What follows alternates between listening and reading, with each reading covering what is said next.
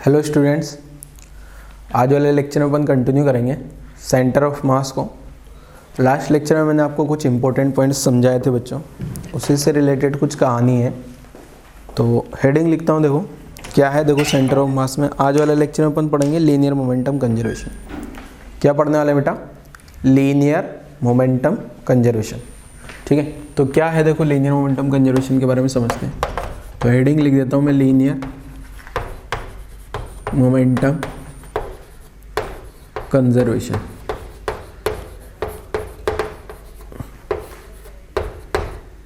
तो linear momentum तो सभी लोग जानते होंगे बेटा। कोई भी सिस्टम का लीनियर मोमेंटम क्या होगा? सिंपली पहले अगर कोई भी ब्लॉक का या कोई भी ऑब्जेक्ट का लीनियर मोमेंटम बोलूं तो वो होता है क्या? Mass into velocity. ठीक है, तो लीनियर मोमेंटम को मास इनटू वेलोसिटी लिखा जा सकता है, डिनोट किया जाता है इसको P से। और आपको न्यूटन सेकंड लॉ भी पता होगा बेटा, rate of change of linear momentum with respect to time जो होता है वो डायरेक्टली प्रोपोर्शनल टू फोर्स या इज इक्वल टू फोर्स, क्योंकि प्रोपोर्शनलिटी कांस्टेंट 1 हो जाता है। अब यही कहानी अगर मैं सिस्टम के लिए लिखता हूँ तो देखो क्या आएगा। फॉर ए सिस्टम, अगर मैं सिस्टम के लिए लिखना हूं तो जो फोर्स सिस्टम पे जो भी फोर्स लग रहा होगा वो क्या आ जाएगा? dp। अब ये dp किसके लिए लिखूंगा? सिस्टम के लिए, dp अपॉन dt। ये सिस्टम का फोर्स ये इस टाइप से होगा। अब ये यहाँ पे अगर बच्चों देखा जाए तो ये जो सिस्टम पे जो फोर्स लग रहा है अगर ये 0 हो जाए, ठीक है, if net force on system is 0। System पे अगर नेट फोर्स 0 आ जाए, या सिंपली अगर मैं ऐसा इसको लिखने की जरूरत नहीं है, ऐसा लिख देता हूँ, लास्ट में लिख दूंगा लैंग्वेज में। अगर मान लो ये F सिस्टम 0 आ जाए बेटा, अगर F सिस्टम 0 आ गया, अगर ये 0 है इसका मतलब डेफिनेटली ये P सिस्टम क्या रहा होगा? कांस्टेंट। क्योंकि आपको पता है ना कांस्टेंट का डिफरेंशिएशन ही तो 0 होता है बेटा। तो P सिस्टम क्या आ गया अपने पास? कांस्टेंट। और ये सिस्टम का लीनियर मोमेंटम कांस्टेंट होता है, इसी को बोल दिया जाता है लीनियर मोमेंटम कंजर्वेशन। सिस्टम का लीनियर मोमेंटम कांस्टेंट कब होगा? जब सिस्टम पे नेट फोर्स 0 आ जाए। अगर सिस्टम पे नेट फोर्स 0 होगा तो सिस्टम का लीनियर मोमेंटम कांस्टेंट होगा। कांस्टेंट बोले तो कंजर्व होगा। तो इसी को क्या बोल देते हैं अपन? Linear momentum conservation. ठीक है, अब इसी से के बहुत सारे न्यूमेरिकल बनाए जा सकते हैं बेटा। लीनियर मोमेंटम कंजर्वेशन के बहुत सारे न्यूमेरिकल बनाए जा सकते हैं।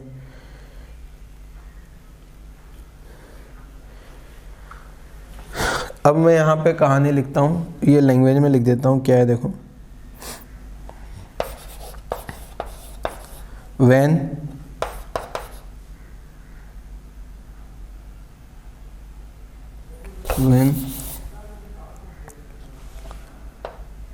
net external force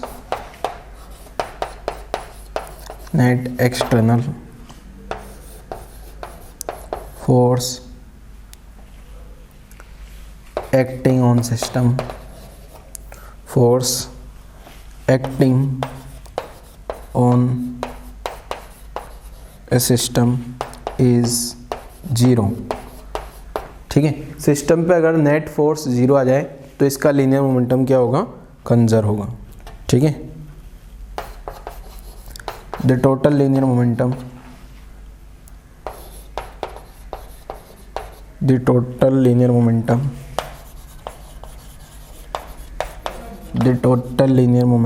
of the system of this system remains constant, या कंजर्व भी लिख सकता हूं। देखो क्या है, अगर मान लो कोई भी सिस्टम है बेटा और उस सिस्टम पे नेट फोर्स 0 आ जाए, जैसा कि आप देख पा रहे होंगे ये इक्वेशन कहाँ से है? Newton second law. ठीक है, F सिस्टम dp/dt। अगर पार्टिकल पे लिखूंगा, पार्टिकल पे फोर्स लिखूंगा तो पार्टिकल का मोमेंटम लिख देना है यहाँ पे dp/dt।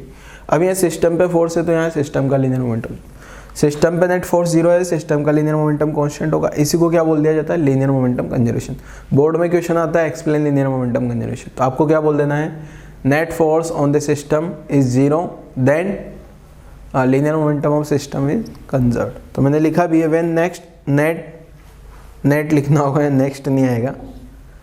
When net external force acting on A system is zero the total linear momentum of the system remains conserve. यहाँ तक की कहानी आपको समझ आ गई। अब इसके बाद देखो न्यूमेरिकल कैसे करना है, ये तो सिंपल सी कहानी है। न्यूमेरिकल वाला जो अप्रोच है वो आपको कैसे देखना होगा, यहाँ आप ध्यान से समझना बेटा।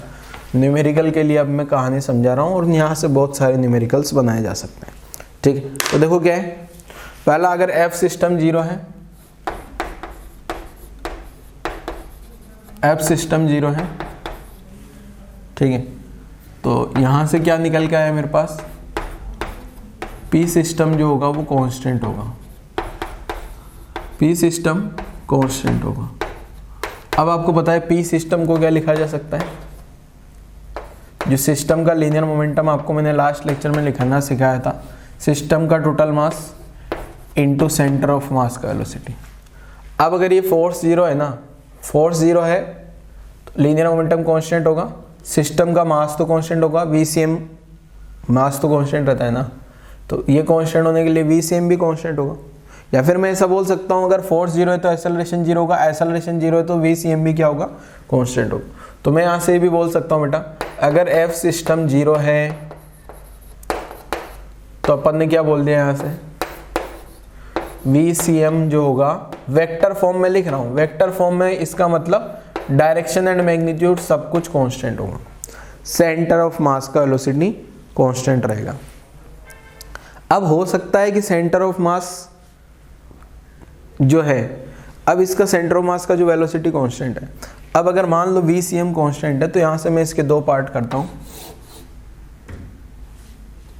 एक सेकंड जगह है नहीं। एक तो हो सकता है अगर UCM जीरो है, UCM जीरो है, वेक्टर है, मतलब सेंटर ऑफ मास का इनिशियल वेलोसिटी जीरो है, सेंटर ऑफ मास का इनिशियल वेलोसिटी क्या है, जीरो। अगर सेंटर ऑफ मास का इनिशियल वेलोसिटी जीरो है तो मुझे सेंटर ऑफ मास की फाइनल वेलोसिटी भी जीरो ही रखनी होगी, क्योंकि मुझे को क्वेश्चन में बोला है क्या, VCM कांस्टेंट रखना है। अगर इनिशियल वेलोसिटी जीरो है तो फाइनल भी जीरो होनी चाहिए, क्योंकि कांस्टेंट है, वेरिएबल हो नहीं सकता। अगर यहाँ से UCM कुछ न कुछ कांस्टेंट है, means 3i cap 2j cap इस टाइप से, तो जो VCM होगा ना वो भी किसके बराबर हो जाएगा, UCM के बराबर हो जाएगा। जो VCM है वो किसके बराबर हो गया बेटा, UCM के बराबर। क्लियर है, यहाँ तक कोई दिक्कत नहीं होनी चाहिए किसी को। यहाँ तक की कहानी आप शायद आप लोगों को समझ आ गई होगी। सिस्टम में नेट फोर्स जीरो है, या फिर मैं सिस्टम का जो एक्सेलरेशन होगा सेंटर ऑफ मास का उसको भी जीरो बोल सकता हूँ यहाँ से, M इंटू ACN से। सिस्टम का सेंटर ऑफ मास का एक्सेलरेशन जीरो, VCM कोश। अब सेंटर ऑफ मास जो होगा उसका वेलोसिटी तो कांस्टेंट आ गया, सेंटर ऑफ मास का वेलोसिटी कांस्टेंट आ गया। हो सकता centre of mass initially rest में था तो फाइनली भी रेस्ट में होगा, इनिशियली कांस्टेंट वेलोसिटी से चल रहा था तो फाइनली भी कांस्टेंट वेलोसिटी से चलेगा। अब इन दोनों पे बहुत सारे क्वेश्चन बनते हैं बेटा, इस पे ज़्यादा बन सकते हैं, इस पे भी बनते हैं। तो अपने को कुछ नहीं, बस आपको ये देखना होगा कि सिस्टम पे नेट एक्सटर्नल फोर्स जीरो आ रहा है क्या। हाँ, अगर नेट एक्सटर्नल फोर्स जीरो आ रहा है तो फिर अपन क्या करेंगे, फिर ये देखेंगे इनिशियल वेलोसिटी क्या है सेंटर ऑफ मास की। अगर इनिशियल वेलोसिटी जीरो है तो फाइनल भी जीरो रहेगी, इनिशियल कुछ कांस्टेंट है, फाइनल वेलोसिटी भी कुछ न कुछ कांस्टेंट रहने वाली है, ठीक है। तो यहाँ तक की कहानी आप लोगों को समझ आ गई होगी। तो यहाँ तक की कहानी लिख डालो जल्दी से। अब आप लोग वीडियो पॉज करो और यहाँ तक की कहानी लिख लो। अब मैं क्या करता हूँ, पहले इस पे बेस्ड न्यूमेरिकल कैसे करने वो समझा देता हूँ, और फिर इस पे बेस्ड न्यूमेरिकल कैसे करने फिर वो भी समझा देता हूँ, ठीक है। तो यहाँ तक की कहानी नोट करो बेटा, वीडियो पॉज करो जल्दी से और यहाँ तक की कहानी नोट कर डालो लीनियर मोमेंटम कंजर्वेशन की, फिर आगे की कहानी समझते हैं।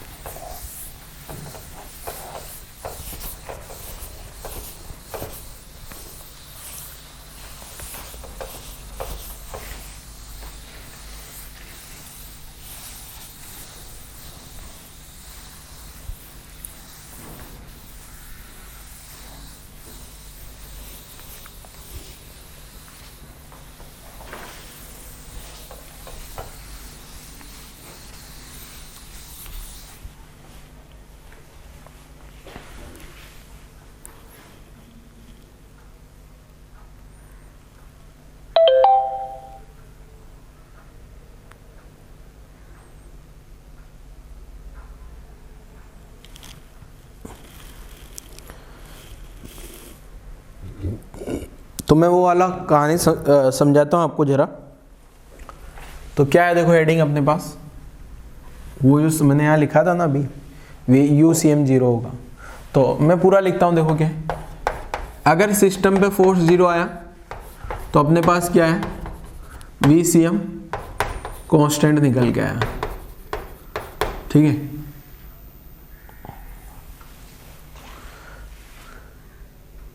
VCM कांस्टेंट आ गया ना,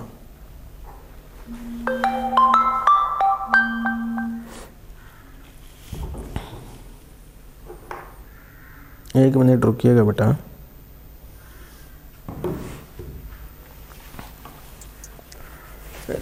इसको ऐसे नहीं लिखता हूँ मैं, क्वेश्चन में ऐसा लिखता हूँ heading, centre of mass COM at rest. Centre of mass क्या है, रेस्ट में है। क्लियर है, मतलब समझ गए ना, UCM 0 हो गया ना। अब देखो आपको क्या चेक करना है, आप क्वेश्चन में ध्यान समझना बेटा। यहाँ बहुत इंपॉर्टेंट पॉइंट्स है। 100% कॉन्सेंट्रेशन, 100% अटेंशन रिक्वायर्ड होगा। अगर सेंटर ऑफ मास रेस्ट में होगा तो इस टाइप के क्वेश्चंस किस टाइप से आपको डील करना होंगे। सबसे पहले तो आपको क्या करना है बेटा, ये चेक कर लो कि सिस्टम पे सेंटर ऑफ मास, सिस्टम पे जो नेट फोर्स है ना वो 0 आ रहा है। अगर सिस्टम पे नेट फोर्स 0 आ गया तो अपने को क्या है, ये है लीनियर मोमेंटम कंजर्व होगा। मैं शॉर्ट में लीनियर मोमेंटम कंजर्वेशन को LMC लिख दिया करूंगा। L मतलब लीनियर, M बोले तो मोमेंटम, C बोले तो कंजर्वेशन। तो अगर सिस्टम पे नेट फोर्स 0 है तो लीनियर मोमेंटम कंजर्व होगा। अब लीनियर मोमेंटम कंजर्व है तो सेंटर ऑफ मास का जो वेलोसिटी है VCM वेक्टर वो कांस्टेंट होना है। बट क्वेश्चन के अकॉर्डिंग अगर सिचुएशन देखी जाए, सेंटर ऑफ मास रेस्ट में है तो UCM क्या है बेटा, 0। अगर UCM 0 है इसका मतलब सेंटर ऑफ मास का वेलोसिटी भी 0 रहेगा हर एक इंस्टेंट पे। UCM का मतलब इनिशियल वेलोसिटी 0 है सेंटर ऑफ मास की, तो फाइनल वेलोसिटी भी 0 होगी। अब अगर VCM 0 है ना बेटा, तो यहाँ से जो डेल्टा RCM होगा, मीन्स जो RCM है, जो RCM होगा उसमें कोई चेंजेस नहीं आने वाला। VCM 0 है ना, मतलब सेंटर ऑफ मास रेस्ट में है। अगर सेंटर ऑफ मास रेस्ट में है तो सेंटर ऑफ मास की पोजीशन में कोई भी चेंजेस नहीं होगा। तो जो डेल्टा RCM है वो 0 होगा। डेल्टा, इसका मतलब डेल्टा RCM बरोबर 0। डेल्टा RCM का मतलब क्या है, पोजीशन वेक्टर में जो भी चेंज आ रहा है सेंटर ऑफ मास का वो है, और सेंटर ऑफ मास रेस्ट में है तो उसके पोजीशन वेक्टर में कोई भी चेंज नहीं होगा। अब आप सबको ये पता होगा बेटा कि RCM क्या लिखा जा सकता है, M1R1 M2R2 upon M1 plus M2। ये इस टाइप से मैंने RCM लिखा था क्या। तो अगर मेरे को यहाँ डेल्टा RCM चाहिए तो डेल्टा RCM को क्या लिखा जा सकता है, M1 delta R1 plus M2 delta R2 upon M1 plus M2। ये मैंने आपको लिखाना सिखाया।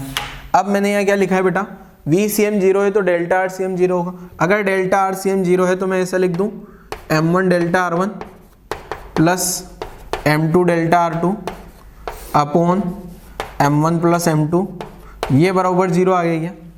डेल्टा RCM कहाँ से लिखा बेटा, ये डेल्टा RCM मैंने यहाँ से लिखना सिखाया।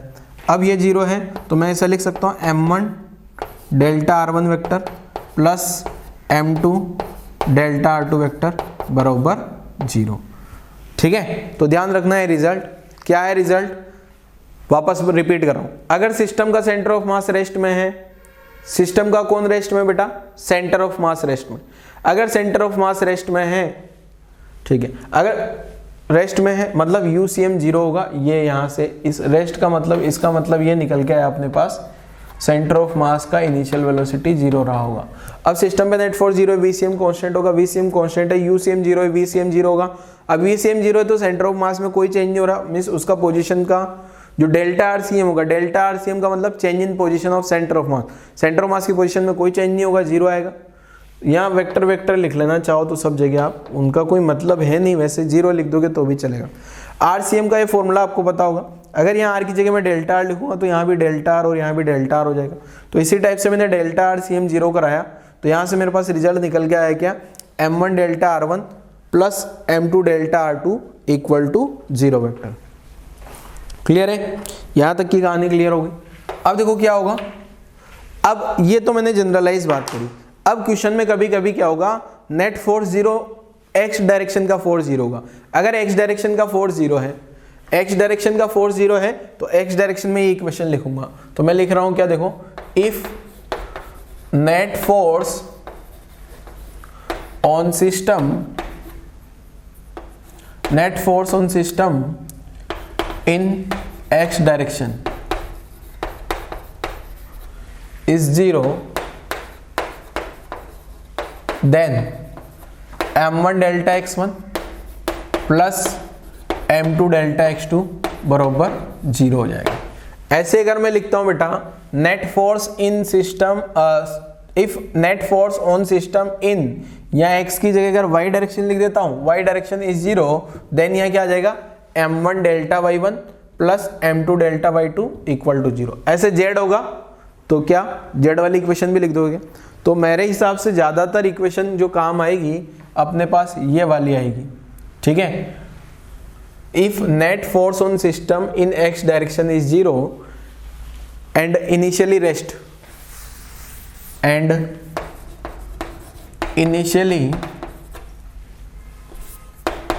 Initially centre of mass at rest, शुरुआत में सेंटर ऑफ मास रेस्ट में था, देन क्या लिख देना है मुझे, m1 delta x1 plus m2 delta x2 बराबर 0। तो कुल मिला के ये रिजल्ट अपने लिए बहुत ज़्यादा इंपॉर्टेंट है। क्या है रिजल्ट? अगर मान लो कोई भी सिस्टम है बेटा, कोई सिस्टम है वो इनिशियली रेस्ट में है, वो क्या है, शुरुआत में रेस्ट में, सिस्टम इनिशियली रेस्ट में आ गया। अब सिस्टम पर x डायरेक्शन में कोई भी फोर्स नहीं लग रहा है।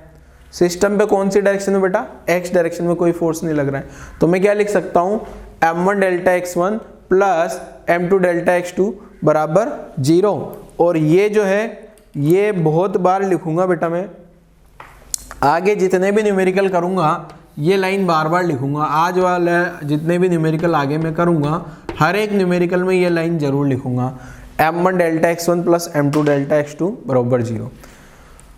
बट कंडीशन है इसके लिए क्या, एक तो x डायरेक्शन का फोर्स 0 हो, साथ में centre of mass initially rest में हो, ठीक है, सेंटर ऑफ मास क्या हो, इनिशियली रेस्ट में हो, या इनिशियल वेलोसिटी 0 हो जाए x डायरेक्शन का। तो कहानी यहाँ तक की लिख लो। अब न्यूमेरिकल में किस किस टाइप के न्यूमेरिकल यहाँ बनते हैं बेटा, मैं यहाँ हेडिंग लगा के लिखता हूँ किस किस टाइप के न्यूमेरिकल बनते हैं, जरा एक second.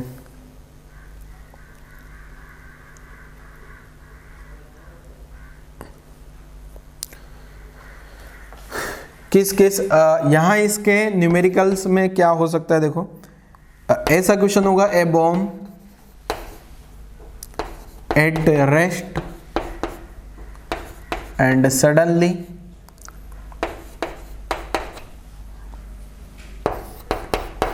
explodes into various small parts, ठीक है, छोटे छोटे। क्वेश्चन क्या होगा, अभी क्वेश्चन नहीं लिख रहा हूं प्रॉपर, बॉम्ब वाला क्वेश्चन आपको ही बता रहा हूं। अगर कोई बॉम्ब रेस्ट में था, बॉम्ब समझते हो ना, एटम बम, इस टाइप का कोई भी बम हो, तो ए बॉम्ब एट रेस्ट, बॉम्ब शुरुआत में रखा हुआ था और अचानक से फट जाता है, वो अचानक से बॉम्ब क्या हो जाए, फट जाए। तो ऐसी सिचुएशन में जो है आपको, अगर बॉम्ब का x डायरेक्शन का लॉन्ग मोशन है तो ये वाली इक्वेशन लिख देना है, अगर बॉम्ब का 3D मोशन है तो ये वाली इक्वेशन लिख देना है, ठीक है, क्लियर है। और क्वेश्चन क्या हो सकते हैं इसके, और जो क्वेश्चन बनता है एक, जो बोट होगी, ए boat floating in A lake, तो इसका क्वेश्चन कैसे बनता है वो भी मैं अभी समझा दूंगा। और a man standing on A frictionless platform ये इस टाइप का भी क्वेश्चन होता है। बहुत सारे क्वेश्चन बनाए जा सकते हैं, वैसे बहुत सारे एग्जाम्पल होते हैं इसके, अभी क्वेश्चन के थ्रू अपन समझेंगे सारा। बोट का वाला भी क्वेश्चन होता क्या है, देखो बोट है, बोट में हो सकता है कुछ दिए होंगे कि बोट में आदमी बैठे हुए हैं 2-3, और बोट इनिशियली रेस्ट में थी, बोट इनिशियली रेस्ट में है, उसमें आदमी भी रुके हुए हैं।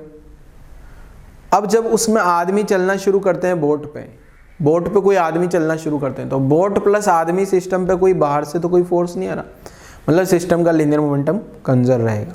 ठीक है, बोट इनिशियली रेस्ट में, तो अपन यही इक्वेशन लिख देंगे m1 delta x1 m2 delta x2 बराबर 0।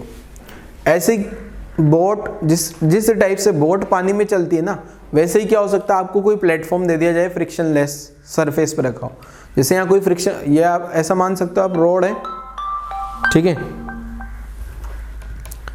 एक रोड है, पूरा का पूरा खाली रोड है, और उस रोड पे क्या हो रहा है, आइस रखी हुई है, आइस समझते हो, आइस का पूरा स्लैब रखा हुआ है, और उस स्लैब पे कोई आदमी जो है खड़ा हुआ है। अब वो आदमी चलना शुरू करेगा, तो स्लैब पे चल रहा है, आपको ये मान लेना है स्मूथ सरफेस है।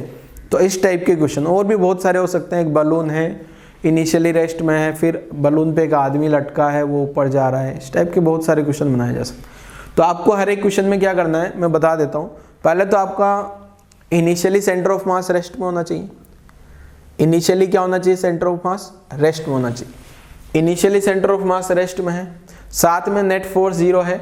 अगर सिस्टम में नेट फोर्स 0 है तो ये इक्वेशन लिख देनी है, m1 delta r1 plus m2 delta r2 equal to 0। अगर यही कहानी सेम x डायरेक्शन में हो रही है, मीन्स x डायरेक्शन का फोर्स 0 है और इनिशियली रेस्ट में है x डायरेक्शन में, मतलब x डायरेक्शन का इनिशियल वेलोसिटी 0 है, x डायरेक्शन का इनिशियल वेलोसिटी 0, x डायरेक्शन में नेट फोर्स 0। तो ये इक्वेशन जो m1 delta r1 plus m2 delta r2 है ना, उसको अपन लिख देंगे m1 delta x1 plus m2 delta x2 बराबर 0। क्लियर है? ये इस टाइप के 3 क्वेश्चन तो मैंने लिख दिए, 3 पैटर्न के। ऐसे बहुत सारे पैटर्न बनाए जा सकते हैं। अब सारे पैटर्न पर तो लिखूंगा नहीं, तो धीरे धीरे करके अपन सारे क्वेश्चंस करते हैं जितने पॉसिबल होते हैं। ठीक है, नोट करो जल्दी से यहाँ तक।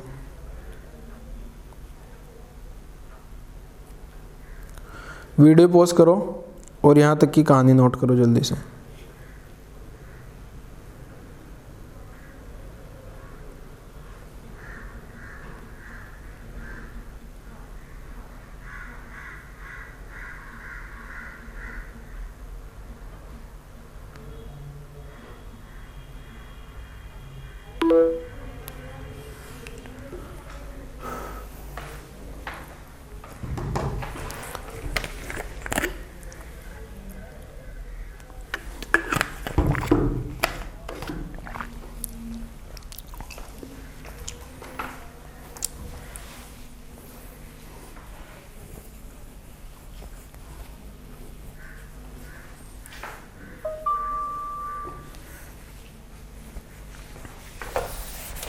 नोट कर लिया होगा आप लोगों ने।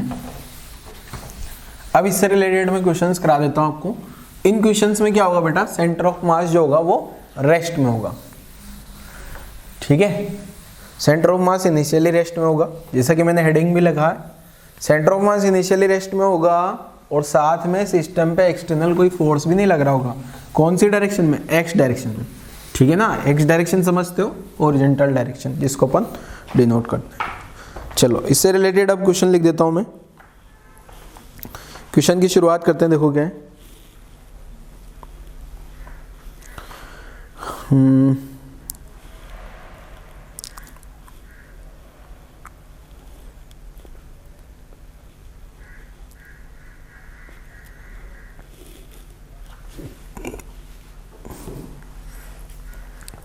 क्वेश्चन की शुरुआत करते हैं। दोगे आप क्वेश्चन को ध्यान से समझना बेटा। अगर आप अच्छे से समझोगे ना तो क्वेश्चन समझ आ जाएगा, और नहीं समझोगे तो नहीं आने वाला कुछ भी। ठीक है,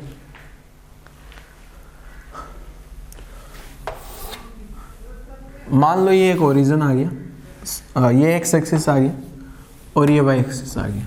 ठीक है, और यहाँ पे एक बॉम्ब रखा हुआ है ओरिजिन पे। ये डायग्राम आपको टॉप व्यू वाला दिखाया गया है। ये एक बॉम्ब है, बॉम्ब जो आप लोग समझते होंगे,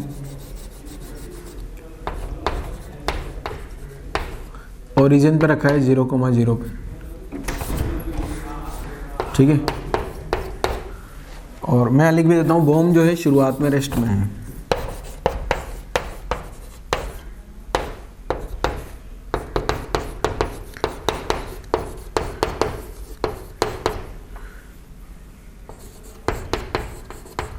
ओरिजिन पे भी ये साथ में, इनिशियली क्या है रेस्ट में है और साथ में ये ओरिजिन पे है।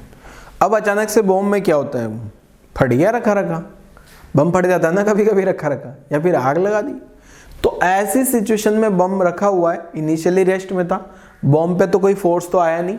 ये टॉप व्यू वाला डायग्राम दिया है आपको बेटा, ये कौन सा डायग्राम है आपको, ये डायग्राम जो दिया है आपको टॉप व्यू दिया है, जमीन पे रखा है, मतलब ये ऊपर से देख रहे हैं, बॉम्ब ऐसे ग्राउंड पे रखा है, ऊपर से ऐसे देख रहे हैं झांक के। अब इस बॉम्ब के टुकड़े टुकड़े हो गए और अलग अलग टुकड़े अलग अलग पोजीशन पे चले जाते हैं, ठीक है। तो एक दो टुकड़ों की पोजीशन मैं बताता हूँ। जैसे मान लो ये बॉम्ब जो है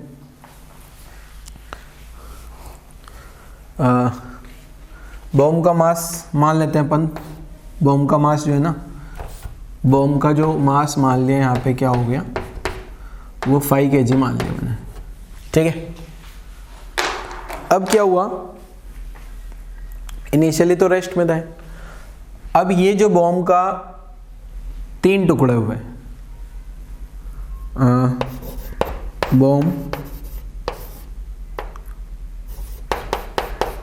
explodes and bomb explodes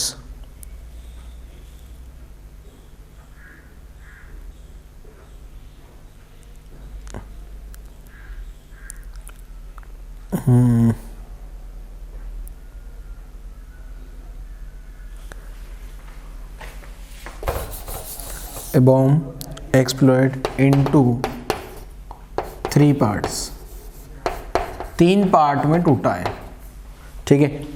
तो आपको कौन कौन से 3 पार्ट दिए गए हैं, एट एन इंस्टेंट, एट कोई एक इंस्टेंट की बात कर रहा हूं, तो इसका जो 3 पार्ट है ना, एक पार्ट तो 1 kg का है, एट एन इंस्टेंट, किसी भी इंस्टेंट पे जो 1 kg है ना, वो यहाँ पे at an instant position of at an instant position of 1 kg, 1 kg का जो पोजीशन है वो क्या आ गया 2 मीटर, 0, एंड जो 2 kg का पोजीशन है वो आ गया सपोज 0,3 मीटर। अब मुझे क्या फाइंड करना है, फाइंड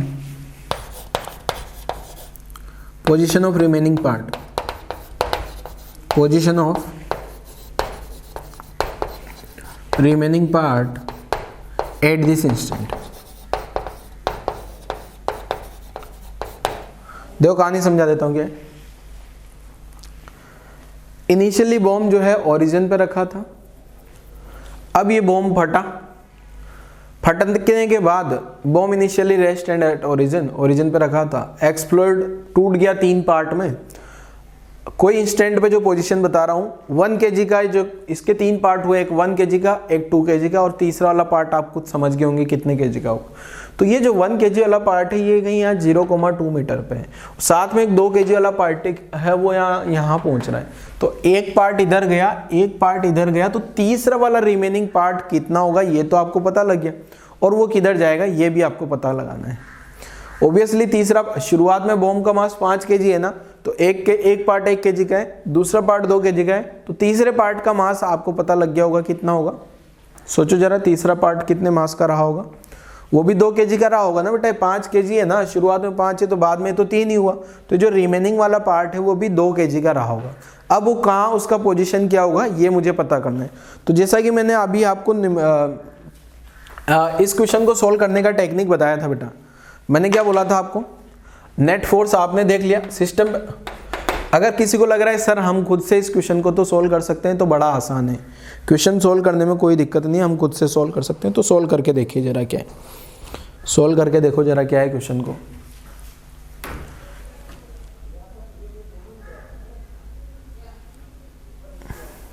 क्वेश्चन को सोल्व करके देखिए बेटा। आप अगर क्वेश्चन को खुद से सोल्व कर सकते हो तो बहुत बढ़िया है, नहीं तो हम बताएंगे। अब देखो क्या है, ये यहाँ पे आ गया 1 kg का पार्ट, यहाँ आ गया एक 2 kg का पार्ट। अब तीसरा पार्ट कहाँ जाएगा ये मुझे नहीं पता।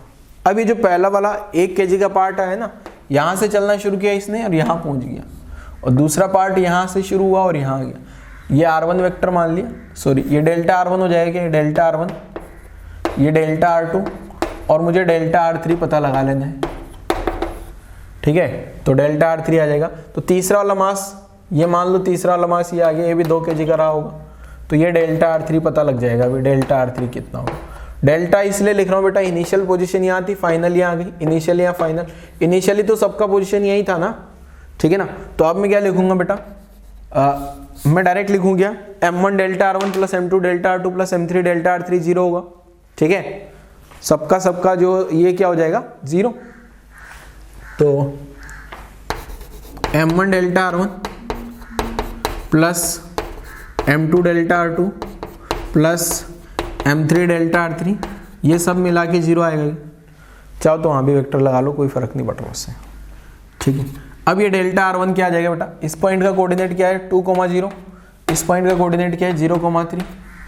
ठीक है, डेल्टा R3 तो मुझे कैलकुलेट करना है, तो M1 की जगह 1 लिखा, डेल्टा R1 क्या लिख दूँ 2i प्लस 0j, M2 2 आ गया, 0i plus 3j, 0i plus 3j plus M3 भी 2 हो गया, और यहाँ से डेल्टा R3 ये मुझे पता करना है, ये 0 आ गया। ठीक है, यहाँ तक कोई दिक्कत ही नहीं। ये 2i आ गया बेटा, ये 6j हो गया बेटा, ये मल्टीप्लाई होगा इंटू 2 डेल्टा R3 बराबर 0। तो यहाँ से डेल्टा R3 निकल के आया मेरे पास क्या, ये 2 का डिवाइड करूँगा तो -i माइनस 3j, ये ऐसा आंसर आया। ठीक है, अब अगर इससे मुझे पोजीशन वेक्टर पॉइंट का कोऑर्डिनेट निकालना है तो -1, -3 ये वाला पॉइंट हो जाएगा, अगर पॉइंट की फॉर्म में दिया है तो। ठीक है, तो ये -1, -3 हो गया, और ये इस टाइप से अपन ने इस क्वेश्चन का आंसर निकाल लिया। ठीक है, तो बॉम्ब वाला क्वेश्चन था, इजी क्वेश्चन था, कोई ज़्यादा खास क्वेश्चन है नहीं, इजीली क्वेश्चन को सोल्व किया जा सकता है। आप लोग नोट कर लीजिए जल्दी से क्वेश्चन को नोट कर लीजिए जल्दी से बेटा।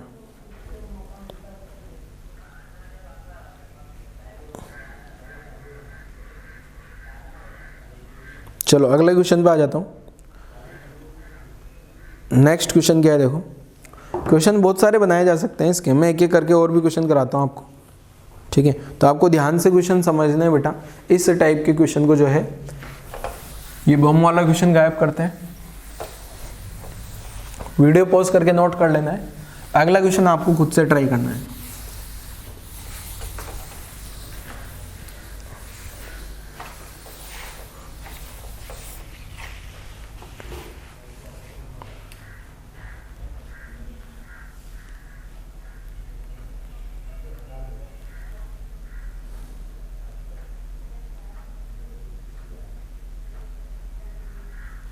देखो अगला क्वेश्चन,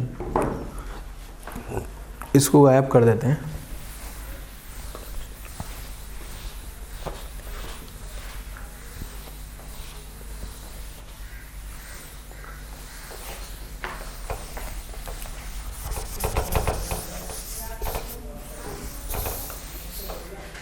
देखो क्या, अगला क्वेश्चन समझते हैं जरा।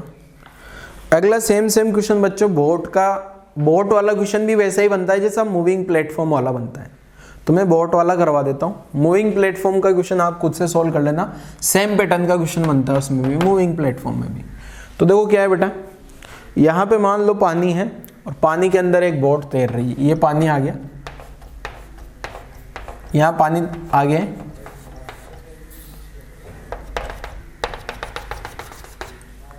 पानी पानी पानी, ये पानी आ गया।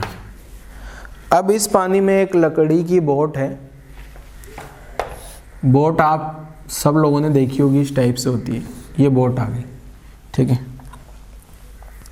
और ये बोट का यहाँ से यहाँ तक का लेंथ जो दिया है वो 10 मीटर का दिया है, यहाँ से यहाँ तक बोट का जो लेंथ है वो 10 मीटर मान लेना है। अब ऑब्वियसली बोट के अंदर तो पानी होगा नहीं, बोट के अंदर तो कोई पानी नहीं होगा, तो ये पानी को मिटाना पड़ेगा, ठीक है। बोट के अंदर थोड़ी कोई पानी होगा, ठीक है, तो ये पानी गायब कर दिया। अब इस बोट में क्या है ना, एक भाई साहब खड़े हैं अपने पास, और ये भाई साहब यहाँ ये वाले एंड पे खड़े हैं। वैसे बोट में बहुत सारी चीज़ें हो सकती है, पर अपन थ्योरेटिकली ज़्यादा चीज़ें नहीं लेंगे, वरना क्वेश्चन थोड़ा कॉम्प्लेक्स हो जाएगा। ये भाई साहब हैं, टिंग। अब ये भाई साहब क्या चाह रहे हैं, अभी लेफ्ट हैंड पे खड़े हुए हैं, और इन भाई साहब का जो मास दिया है ना आपको, ये भैया का मास दिया है 50 किलो के हैं, हट्टे कट्टे एकदम मोटे ताजे से। और जो बोट का मास दिया है, मास ऑफ बोट, बोट जो है अपने पास 70 किलो की बोट है। क्वेश्चन में और भी बहुत सारी चीज़ें हो सकती है, बट आपको मैं आसान क्वेश्चन समझाना चाह रहा हूँ पहले आसान भाषा में। अब इनिशियली सब कुछ रेस्ट में था, इनिशियली जो है शुरुआत में, initially boat eight rest and आदमी जो है मैन एट रेस्ट, ठीक है। दोनों ही आराम से खड़े हुए हैं, कोई दिक्कत नहीं है। पानी में बोट है, बोट में कोई इंजन वगैरह नहीं है, नॉर्मल वाली बोट है, लकड़ी वाली नॉर्मल लकड़ी की बोट है। आदमी खड़ा हुआ है यहाँ पे, कुछ नहीं कर रहा हूँ। पानी एकदम शांत है, स्टिल वाटर है, शांत पानी है, कोई नदी का पानी तो है नहीं, एकदम रुका हुआ है, शांत पानी, जैसा स्विमिंग पूल में होता है, एकदम शांत। अब क्या होता है, इस भैया को क्या है कि यहाँ पे कोई, ये भाई साहब जो है इस कॉर्नर पे जाना चाह रहे हैं बोट में। अब ये जो बोट, देखो क्वेश्चन में अगर बोट में बहुत सारी चीज़ें हो सकती है कि यहाँ झंडा लगा हुआ है, यहाँ ये है वो है, बहुत सारी चीज़ें हो सकती हैं, उन सब का मास मिला के 70 kg। बस जो मूविंग है ना, इस बोट के अंदर मैं मूव कराऊंगा इस आदमी को, बाकी और कुछ मूव नहीं होगा बोट में, ठीक है ना। तो वो सारी चीज़ें एज इट इज़ है बोट में जो भी है, ठीक है, उनमें कोई फ़र्क नहीं पड़ रहा। और दूसरा हो सकता है, और भी आदमी हो सकते हैं, पर मैं सिंपल क्वेश्चन एक आदमी लेता हूँ। अगर एक आदमी वाला आपको समझ आ गया ना, तो फिर आगे की कहानी भी आपको समझ आ जाएगी, ठीक है। तो क्वेश्चन लिखता हूँ, देखो क्या है। अब ये आदमी क्या करता है, ये आदमी पहले लेफ्ट हैंड पे खड़ा था, अब ये आदमी इस बोट पे धीरे धीरे स्लोली वॉक करते हुए राइट हैंड पे आ गया।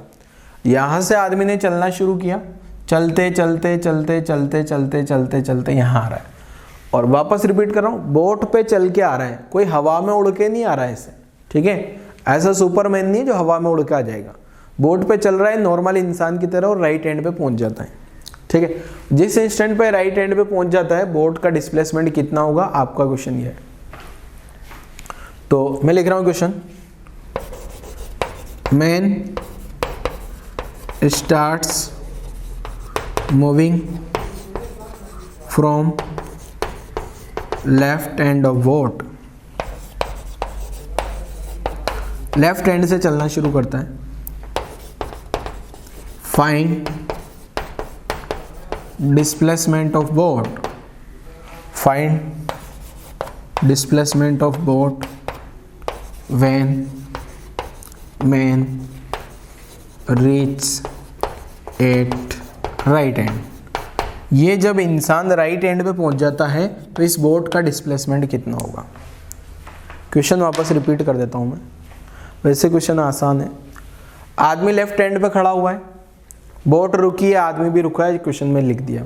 आदमी का मास 50 kg मान लेना है, बोट का मास 70 kg मान लेना। अब उस आदमी ने क्या किया, उस बोट पे चलना शुरू किया, चलना शुरू किया, चल रहा है चल रहा है चल रहा है चल रहा है, और लेफ्ट हैंड से उठ के राइट हैंड पे पहुंच गया। तो जितनी देर में वो राइट हैंड पे पहुंचा ना, उतनी देर में बोट कितना चली होगी, ये आपको बताना है, ठीक है। तो क्वेश्चन सोल्व करिए जरा, क्या इस क्वेश्चन का आंसर आप लोगों को लगता है, क्या इस क्वेश्चन का आंसर होना चाहिए, पता करो जल्दी से बच्चे। क्वेश्चन आसान है, अगर जिन बच्चों को दिमाग में बैठ गया है क्वेश्चन सोल्व कैसे करना है, तो फिर उनको आसान लगे, ठीक है। अगर आप लोग ट्राई करोगे तो ट्राई करो, भले ही गलत ही करो, कोई दिक्कत नहीं, गलत क्वेश्चन कर दोगे तो भी चलेगा, बट ट्राई करना पड़ेगा। ट्राई नहीं करोगे तो नहीं सीख पाओगे।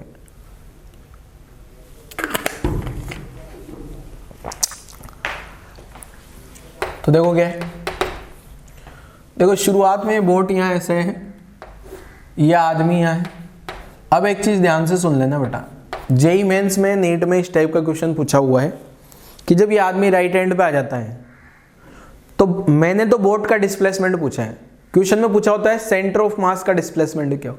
सेंटर ऑफ मास का कोई डिस्प्लेसमेंट नहीं होगा, क्योंकि इनिशियली सब कुछ रेस्ट में है, एक्सटर्नल से कोई फोर्स नहीं लग रहा है सिस्टम का, एक्सटर्नल से फोर्स नहीं लग रहा, लीनियर मोमेंटम कंजर्व रहेगा, लीनियर मोमेंटम कंजर्व रहेगा। Initially centre of mass rest में था, तो सेंटर ऑफ मास तो हमेशा रेस्ट में रहेगा, सेंटर ऑफ मास रेस्ट में है तो सेंटर ऑफ मास का कोई भी डिस्प्लेसमेंट नहीं होगा। बोट का डिस्प्लेसमेंट होगा, क्योंकि आदमी राइट में आ रहा है ना, तो बोट लेफ्ट में जाएगी, तभी तो जाके उसका जो सेंटर ऑफ मास है पहले वाली पोजीशन पे ही मेंटेन रह पाएगा। ठीक है, सेंटर ऑफ मास की पोजीशन में कोई चेंज नहीं होगा। क्लियर है? तो ये आदमी यहाँ है, अब आदमी किधर चला गया, मान लेते हैं बोट ये ऐसी हो गई, बोट ये ऐसी हो गई तो आदमी यहाँ पहुंच गया होगा क्या बेटा। अब वैसे जो है ना बोट जानी चाहिए लेफ्ट में, अगर कोई बच्चा जानबूझ के राइट में बोट बना देता है तो उसका आंसर नेगेटिव आ जाएगा, और लेफ्ट में बनाएगा तो कोई दिक्कत नहीं, उसका आंसर पॉजिटिव आएगा। ठीक है, तो मैं लेफ्ट में ही बनाता हूँ, मुझे पता है बोट लेफ्ट में ही जानी है। ठीक है, ये चला गया। अब ये आदमी यहाँ पहुँच गया बेटा, ये आदमी यहाँ पहुँच गया। अब हुआ क्या है, मैंने क्या मान लिया, ये जो बोट है ये लेफ्ट साइड में चली गई कितना, डी, लेफ्ट साइड में चली गई कितना, डी।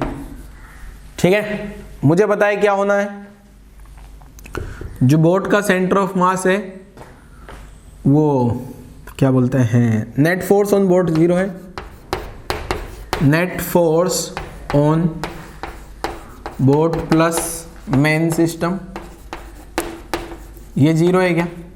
अगर ये 0 है तो मैं क्या लिख सकता हूँ, m1 डेल्टा r1, या x डायरेक्शन में ना तो m1 delta x1, m2 delta x2, ये बराबर 0 लिख दिया। अब एक तो आदमी मान लो, अब पहला तो आदमी के लिए आदमी का मास मैंने m1 मान लिया, तो आदमी का मास 50 दिया है। अब दिक्कत ये है बेटा, आदमी का डिस्प्लेसमेंट कितना लिखोगे, आदमी का मास तो 50 लिख लिया मैंने, ये इंसान का मास 50 आ गया। अब ये इंसान कितना आगे गया होगा ये समझना है, तो इंसान का डिस्प्लेसमेंट कितना हो गया बेटा, 10 माइनस डी हुआ गया। अब कुछ बच्चे सोच रहे होंगे सर 10 माइनस डी क्यों हो गया है, इंसान का जो डिस्प्लेसमेंट हुआ राइट डायरेक्शन में, तो मैंने राइट डायरेक्शन को प्लस मान लिया, तो मैंने यहाँ लिखा plus 10 minus D. 10 minus D क्यों हुआ बेटा, यहाँ से यहाँ तक का डिस्टेंस 10 है, यहाँ से यहाँ तक का डिस्टेंस डी है, तो ये जो आदमी गया होगा ये वाली डिस्टेंस क्या आ गई, 10 माइनस डी। राइट डायरेक्शन में इसलिए प्लस लिख लिया। बोट का मास कितना है, 70, बोट जा रही है लेफ्ट डायरेक्शन में इसलिए मैंने माइनस डी लिखा। ठीक है, बोट किधर जा रही है बेटा, लेफ्ट में माना ना मैंने, बोट को किधर माना मैंने, लेफ्ट में, इसलिए मैंने यहाँ माइनस डी लिखा। तो ये कितना हो गया, 500 माइनस 50 डी माइनस 70 डी बराबर 0, तो 500 बराबर क्या आ गया बेटा, 120 डी। तो यहाँ से जो डी का वैल्यू निकल के आता है मेरे पास, 0 से 0 गायब हो गया, 25/7 मीटर। इतना बोट लेफ्ट में शिफ्ट हो गई होगी, सोल्व करोगे तो 3 पॉइंट समथिंग मीटर आ जाएगा। ठीक है, तो ये आंसर आ गया। अगर कोई बच्चा बोट को राइट डायरेक्शन में डिस्प्लेस करके मान लेगा तो उसका आंसर नेगेटिव आ जाएगा, बस आएगा यही आंसर। मैं करके बता देता हूँ, पहले आप यहाँ तक कॉपी करो, क्वेश्चन लिख लो। अच्छा क्वेश्चन लिख लो ये, और फिर सेकंड मेथड से भी सोल्व करो। सेकंड मेथड में आप क्या मान लो, बोट को भी आगे डिस्प्लेस करा के चेक करो जरा बोट का डिस्प्लेसमेंट कितना आ रहा है। ठीक है, अगर आप इस बोट का डिस्प्लेसमेंट राइट में करा दोगे तो आंसर नेगेटिव आ जाएगा। आंसर नेगेटिव आ गया, इसका मतलब बोट जो है वो लेफ्ट डायरेक्शन में मूव कर रही होगी। करके बता देता हूँ, देखो मैं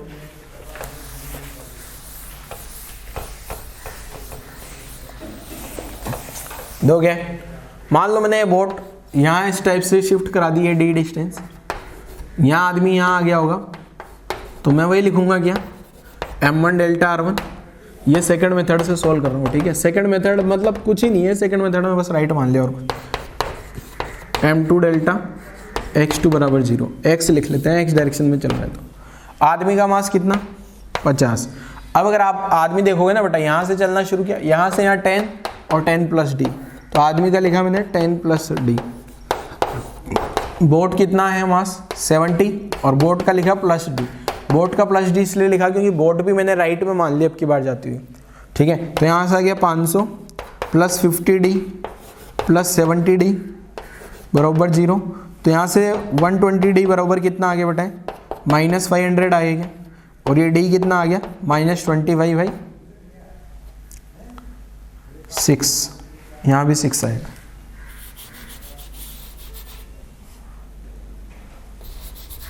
यहाँ 120 आएगा, एक 0 गया, 25/6।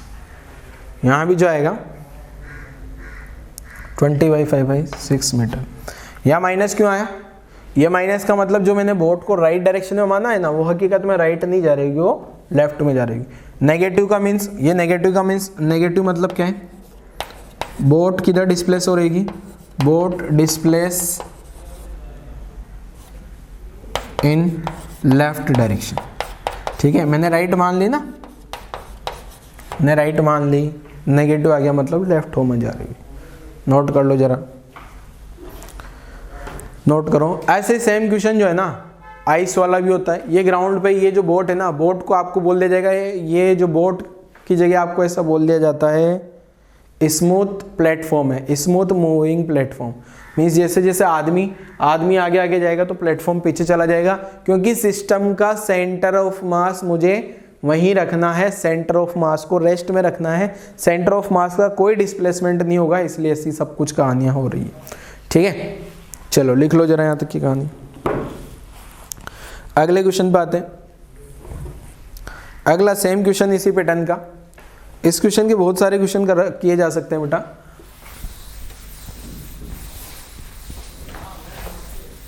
बस ये आपको कॉन्सेप्ट समझ में आना चाहिए। कॉन्सेप्ट समझ आ गया तो बहुत सारे क्वेश्चन हैं सेम पैटर्न के।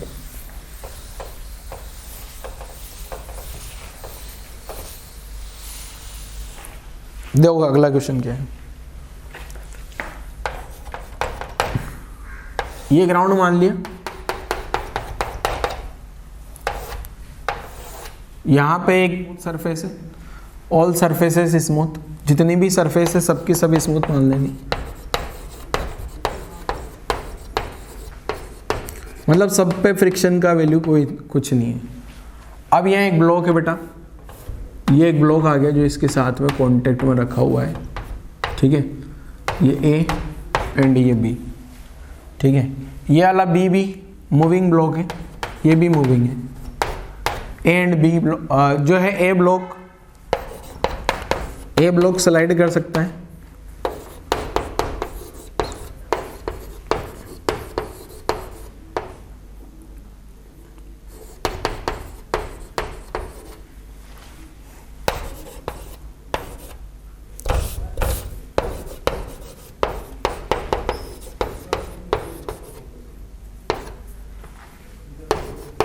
ठीक है, ये ग्राउंड पे स्लाइड कर सकता है। अब आपसे क्वेश्चन में क्या बोल दिया जाए, ए और बी ब्लॉक के मास दे दिया आपको। ठीक है, ए ब्लॉक का मास मान लो कितना दिया है, मास ऑफ ए ब्लॉक दिया है 1 kg, mass of B block दिया है 2 kg। और ये जो है ना बी ब्लॉक का ये जो बेस वाली लेंथ है, यहाँ से लगा के यहाँ तक, ये वाली लेंथ दे दी आपको कुछ 10 मीटर। ठीक है, अब आपसे क्या बोल दिया जाए, फाइंड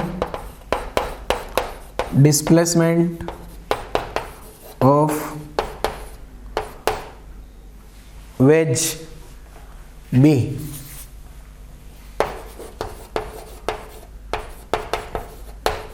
when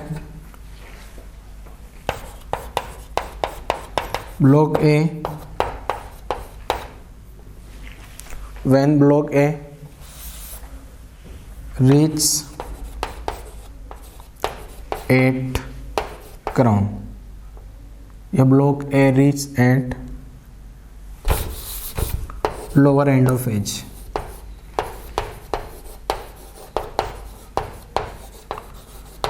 इसको यहाँ से रिलीज कर दिया ब्लॉक को।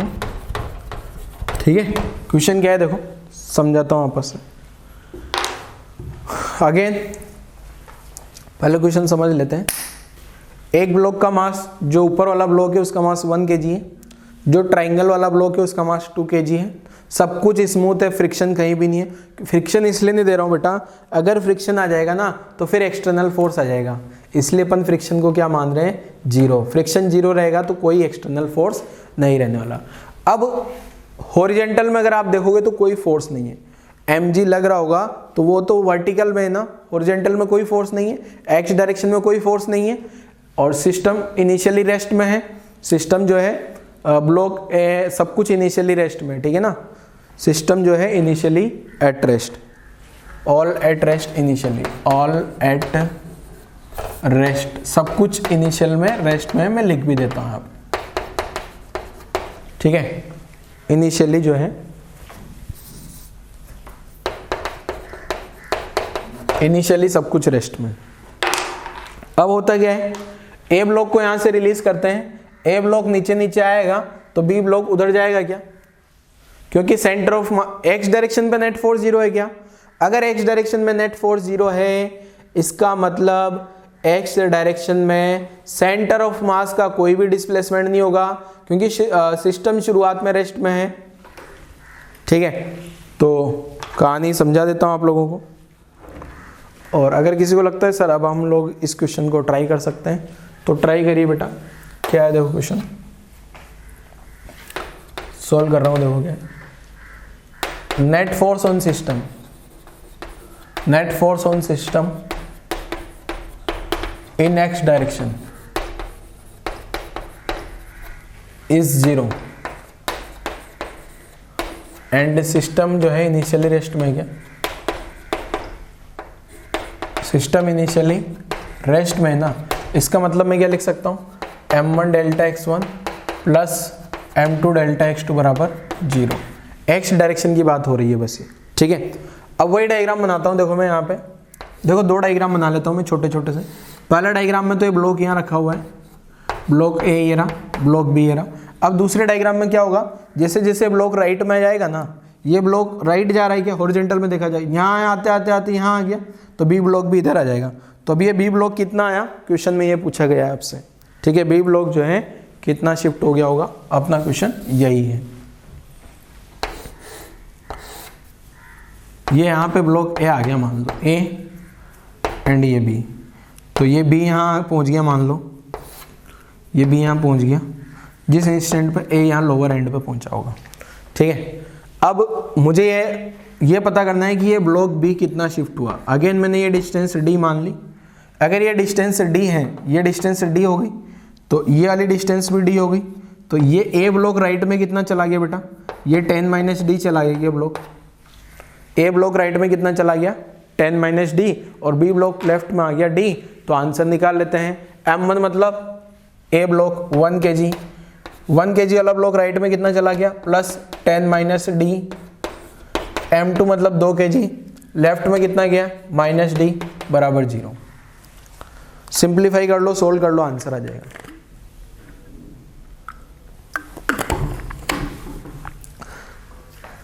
देखो क्वेश्चन जो है शुरुआत में देखने में लगता है यार यह तो बहुत भारी क्वेश्चन लग रहा है, बट हकीकत एक ही है बेटा, ये एक ही कॉन्सेप्ट लगा रहा हूँ मैं हर बार, हर एक क्वेश्चन में। तीसरा क्वेश्चन हो गया आई थिंक, ठीक है। अब यहाँ से सिंप्लीफाई करोगे तो इजीली आंसर आ जाएगा। 10 minus D minus 2d equal to 0, तो 10 इक्वल टू 3d आ गया, तो यहाँ से d इक्वल टू 10/3 मीटर, ये आंसर आ गया। मतलब वो जो वेज है ना वो लेफ्ट में शिफ्ट हो गया, कितना, 10/3 मीटर या 3.33 मीटर। क्लियर है। इस टाइप से और भी क्वेश्चन करा दूंगा मैं, बट कॉन्सेप्ट आपको पकड़ना पड़ेगा। नहीं पकड़ोगे तो 1000 क्वेश्चन करा दे, मतलब नहीं निकल रहा है, ठीक है। आपको बस एक ही लाइन तो मैं लिख रहा हूँ ना, नेट फोर्स ऑन सिस्टम 0, अभी एक्स डायरेक्शन में 0 है तो मैं डेल्टा x1 लिख लेता हूँ। अगर जनरल हर एक डायरेक्शन में 0 है तो डेल्टा r1 लिख लेना, ठीक है। चलो एक और क्वेश्चन कर लेते हैं, आज के लेक्चर का लास्ट क्वेश्चन। अब बस यहाँ तक अगर समझ आ गया तो ठीक है, अब नहीं आया है तो एक बार और नोट्स रिवाइज करो, लेक्चर वापस से रिपीट करो, क्योंकि ये लेक्चर थोड़ा है ऐसा ही, बहुत कम बच्चों को समझ आता है जनरली ये फर्स्ट टाइम में। तो आप एक बार और लेक्चर को रिपीट कर लेना, अगर समझ नहीं आया है तो। आ गया है तो नोट्स रिवाइज करो, कोई दिक्कत नहीं है, क्वेश्चन अटेम्प्ट करो। अगर आपको लगता है नहीं समझ आया तो आपको कुछ नहीं करना है, वीडियो एक बार और देख लेना है चुपचाप। अब आपको ये समझ लेना है कि पहली बार में समझ नहीं आया था, मक्कारी करी होगी तुमने, ऐसे देखा होगा। दूसरी बार में आप एकदम हाई कंसंट्रेशन से देखना है, मतलब पूरा अकेले होना चाहिए, पूरा एनवायरनमेंट शांत हो, तब जाके देखो आप, ठीक है, तो समझ आएगा। चलो अगला क्वेश्चन क्या है, नेक्स्ट एंड लास्ट क्वेश्चन। ये एक बलून है बड़ा सा, बहुत बड़ा बलून है, पैराशूट भी समझ सकते हो। ये बलून आ गया, ठीक है, ये आ गया अपने पास क्या, बलून। अब इस बलून पे क्या हो रहा है बेटा, यहाँ तक रस्सी लटकी हुई है और यहाँ पे एक आदमी है, पैराग्लाइडिंग क्या बोलते हैं उसको, वो कुछ कर रहा है ऐसा। ये आदमी आएंगे, ये यहाँ से पकड़ के बैठा है। आदमी समझ लो, बंदर समझ लो, आपकी मर्जी, कुछ भी समझ सकते हो। ये आदमी है, ठीक है, बलून है। अब मैं मास दे देता हूँ। ये हाइट, ये जो रस्सी की हाइट है ना, ये h मान लेनी, ये इस पॉइंट से लगा के यहाँ तक जो है, ठीक है। अब इनिशियली क्या है, balloon and man at rest, शुरुआत में रेस्ट में है, एंड इक्विलिब्रियम ऑल्सो। अब ये इक्विलिब्रियम भी है। अब किसी बच्चे के दिमाग में ये आ रहा होगा, सर ऐसा कैसे हो सकता है, इस आदमी का तो mg होगा, ये तो नीचे गिर जाएगा। बेटा आपने पैराशूट नहीं देखा है, बहुत बड़ा बलून है। ये बलून की टेंडेंसी ऊपर जाने की, क्योंकि इसमें नीचे से हवा है, यहाँ जो नीचे की एयर है एटमॉस्फेयर की, वो इसको ऊपर की डायरेक्शन में धकेल रही होगी। जिस फोर्स को बोलते हैं अपन buoyancy force. Sir buoyancy force तो पानी में लगता है ना, एयर में भी लगता है, ठीक है, एयर में भी लगता है, कोई भी लिक्विड हो, फ्लूइड हो, वहाँ लग जाएगा, ठीक है। तो ये इक्विलिब्रियम में है। अब m1 and m2 are masses of आदमी एंड गुब्बारा। आदमी का और गुब्बारे का मास m1 m2 मान लेना है। अब आपको क्या है, इनिशियली सब कुछ रेस्ट में है, बलून रेस्ट में है, आदमी रेस्ट में है, सब कुछ इक्विलिब्रियम में है। इक्विलिब्रियम में मतलब इन दोनों का जो वेट होगा ना, वो उस बायंसी फोर्स से बैलेंस हो रहा होगा, जो बायंसी फोर्स। अब इस आदमी के दिमाग में क्या खुरापाती चली कि ऊपर चलते हैं, ऊपर चलते हैं, ऊपर चलते हैं। ये आदमी यहाँ से ऊपर चलते चलते चलते चलते चलते चलते चलते इस एंड पे पहुंच गया, अपर एंड पे पहुंच गया। अब जैसे आदमी अपर एंड पे पहुंचता है तो बलून किधर जाएगा, ये आपको पता करना है, और कितना जाएगा। तो क्वेश्चन वापस क्या लिख रहा हूँ, man moves from lower end of string. ये रस्सी है जो कि बलून से कनेक्टेड है, स्ट्रिंग, ठीक है। फाइंड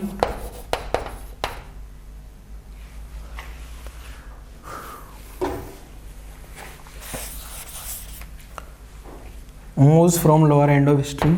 आपको क्या पता करना है, find displacement of balloon, find displacement of balloon when आदमी reach at upper end of string। जो रस्सी जो कनेक्टेड है बलून से, उसके अपर एंड पे जब पहुंच जाता है ये आदमी चढ़ते चढ़ते धीरे धीरे धीरे धीरे, तो बलून का डिस्प्लेसमेंट किधर होगा, कितना होगा। Man moves from lower end of the string, find the displacement of balloon when man reach at upper end of the string. Solve करो जरा, क्या इस क्वेश्चन का आंसर आप लोगों को लग रहा है। चलो मैं सॉल्व कर दूं क्या। अरे अब एक क्वेश्चन तो कर लो यार, कितने सारे क्वेश्चन मैंने करा दिए, आसान है ये भी, वही पैटर्न है सारा सब कुछ। तो देखो क्या है, अगेन बेटा सिस्टम अब वाई डायरेक्शन में हो गया, तो m1 delta Y 1 plus m2 delta Y 2 zero कर दूंगा। इनिशियली रेस्ट में इक्विलिब्रियम में है, ठीक है। तो ये बलून बना लिया मैंने, यहाँ पे ये आदमी आ गया, ये आदमी आ गया, ये आदमी आ गया, ठीक है। अब क्या होगा, आपको पता है आदमी ऊपर जा रहा है, सिस्टम के सेंटर ऑफ मास का कोई डिस्प्लेसमेंट नहीं होगा, क्योंकि आज क्वेश्चन में ऐसे ही करा रहा हूं, centre of mass at rest. अब सेंटर ऑफ मास रेस्ट में रहे, अब आदमी ऊपर गया तो बलून को, बेचारे बलून को मजबूरन नीचे आना पड़ेगा। यहां पहुंच गया ये आदमी, पहुंच गया भाई साहब यहाँ पे, तो ये बलून नीचे कितना आ गया, बलून मान लेता हूं नीचे आ गया डी। बलून नीचे कितना आ गया बेटा, डी, ये डी नीचे आ गया बलून। तो आदमी कितना ऊपर चला गया होगा, ये आदमी कितना ऊपर चला गया होगा, h माइनस डी, क्योंकि टोटल हाइट तो यहाँ से यहाँ तक तो h है ना, तो आदमी कितना ऊपर चला गया होगा, h माइनस डी। बस क्वेश्चन खत्म। मैं m1 delta y1 plus m2 delta y2 लिखता हूँ डायरेक्ट। अब इसमें मैं ये नहीं बता रहा कि क्या क्यों क्या, सब कुछ पता है।